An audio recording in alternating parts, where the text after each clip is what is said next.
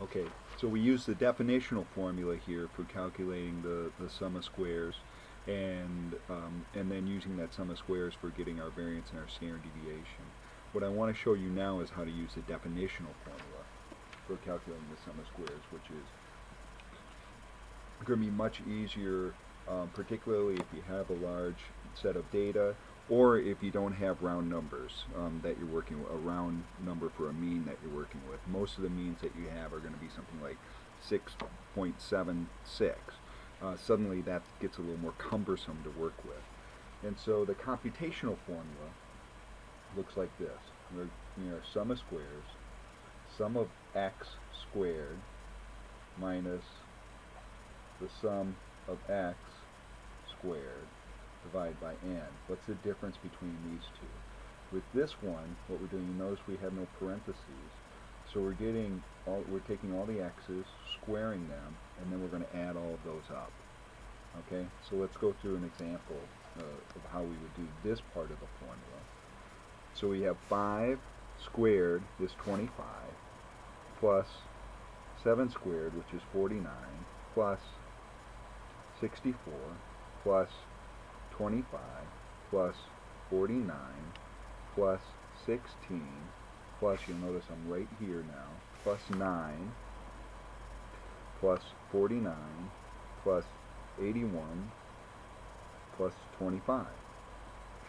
I get 392, and I add those up. So notice, what did I do? I took each number, I squared it, and then I'm adding, and then I'm doing that for the same thing for all of them, and adding all those up. Okay? And then here what we've got is the sum of x.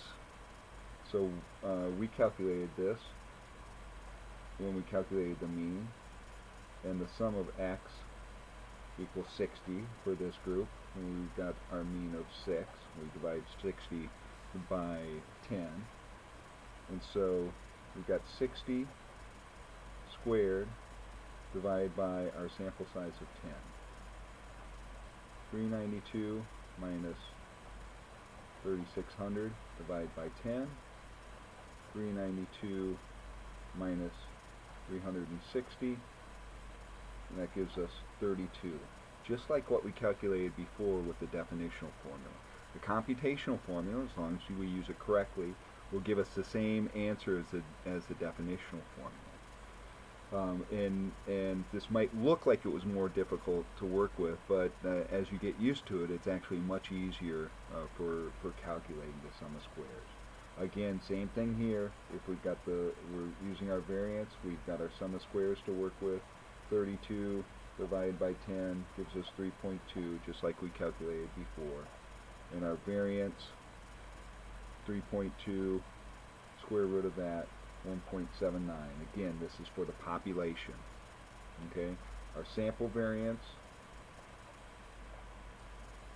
would be 32 divided by n minus 1, which is 9.